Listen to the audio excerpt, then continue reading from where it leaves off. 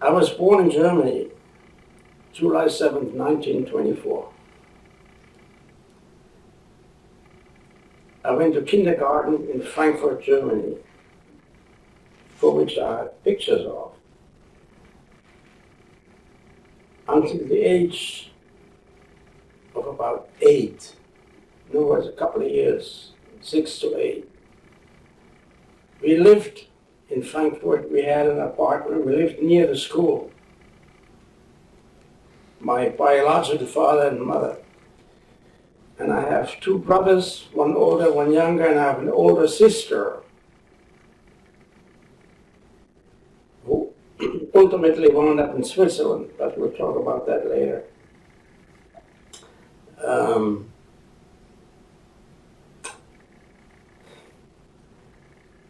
My parents separated when I was 7, thereabouts. Don't ask me why. They had 4 children at that point.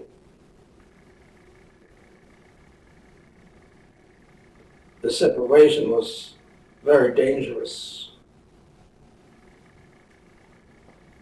My mother found interest in another romance with a man. I have no idea how or why. And how old were you at that time? 7 or 8, something like that. Can't be exact.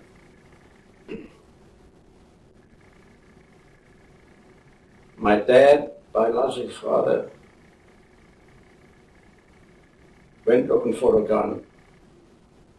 He was going to kill her. And that's a fact.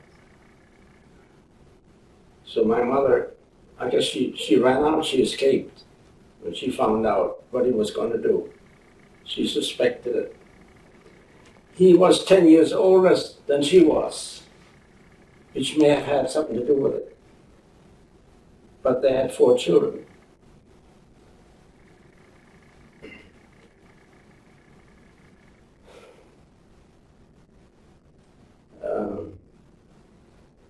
Anyway, here we are with him, and she's gone with this new romance, whatever.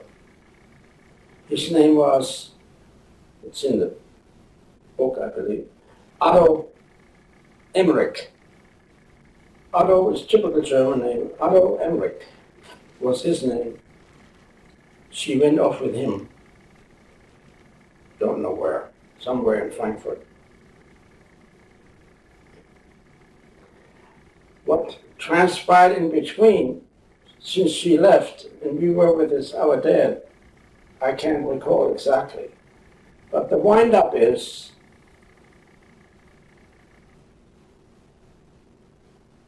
I wound up in an orphanage at that point, probably was age 8 or so, which admitted only 30 boys. There's a boys' orphanage, Jewish orphanage.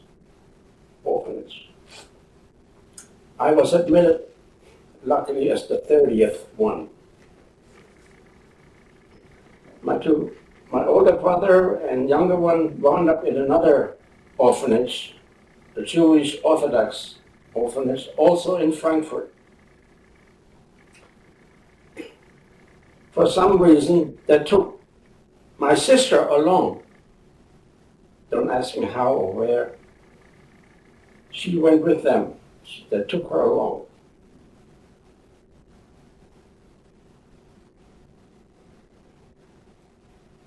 The orphanages have stories of their own which I can't repeat. There's just too many of it. The fact is, I stayed there till 1939. So did my 2 brothers. They stayed at their orphanage until 1939, right through the Holocaust. We saw everything, the things that were taking place. I personally saw how they smashed Jewish businesses downtown Frankfurt They just smashed it. They looted everything they could. In a lot of cases, they burned the place down.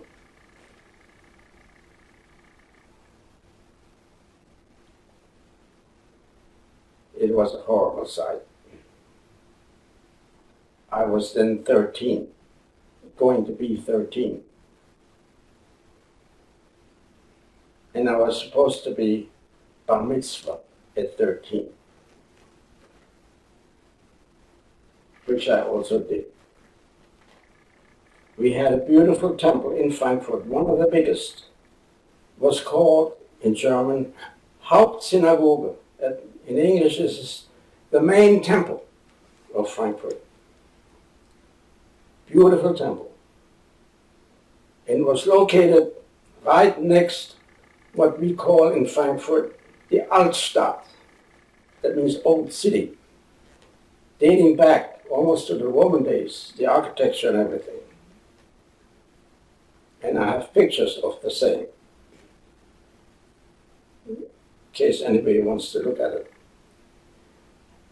At any rate, I was trained at that temple, the Hauptsynagoge. There was a rabbi and a cantor. The cantor performed all the songs. He had an operatic voice, like a Richard Tucker type voice. You can imagine. This was a huge temple. Must have had 1,000 members. I couldn't give you the exact figure. But he taught me my lectures from the Torah to become a bar mitzvah, which I did. I was then 13 years old, born in July. I had bar mitzvah in July.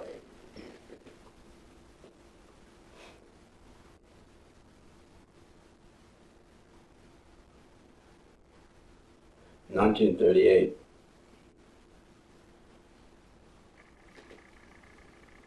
You know the date of the Holocaust.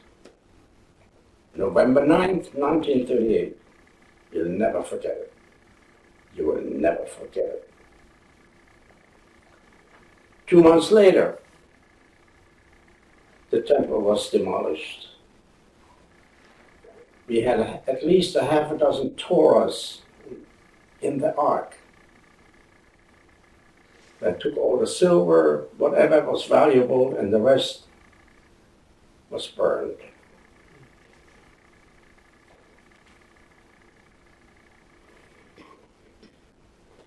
My two brothers were still in the orphanages. Meanwhile, my mother, my sister, and Emmerich, my so-called stepfather, who I hated,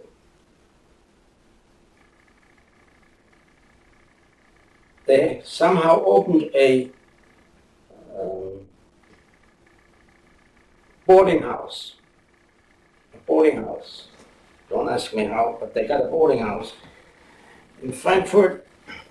I still know the address. Kettenhofweg, Frankfurt am Main. Kettenhofweg. They had the business,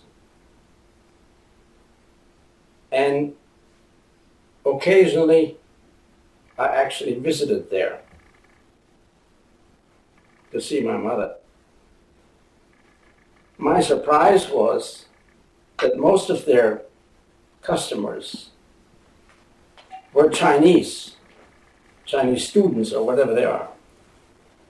But Emmerich took the learning to speak Chinese, read it, and write it. And he did very well in it, as far as I could tell. And as it turned out, later years, it came very handy.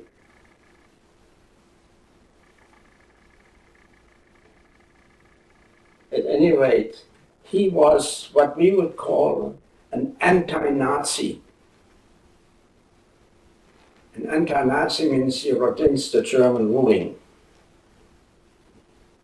like the Hitler Youth and the Reichswehr and the SR and the SS. You've heard it. You've heard it before. And he knew he was an anti-Nazi. And he knew they're going to come looking for him. And sure enough, you've heard of the Gestapo. The Gestapo came looking for him. And he had to escape with her and Marion, my sister, overnight. The shirt on the back. They had to escape the only country they could go to in this emergency was Switzerland. Because Switzerland at the time was neutral. You could go to Switzerland and stay for 6 months to catch your breath, so to speak. But after 6 months, you had to get out. That was the end of your stay. So they went to Switzerland as in an emergency.